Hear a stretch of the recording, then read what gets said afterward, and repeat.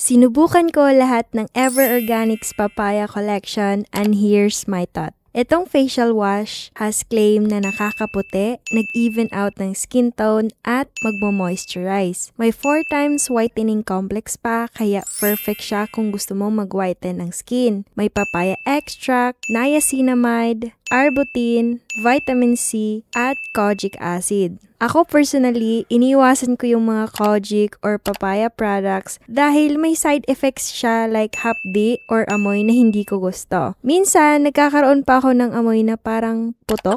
Pero I was really surprised with this product. Hindi siya matapang, mild lang at sobrang hydrating niya sa skin. Pwede ko siyang gamitin morning and night without any issue. So, kung gusto mo mag-whiten or mag-even out ng skin mo, swak na swak to. And lately, since lagi kaming nag-beach trip, perfect siya for maintaining an even skin tone habang nagsasunbathing. And by the way, made in Korea siya, kaya talagang high quality with great result.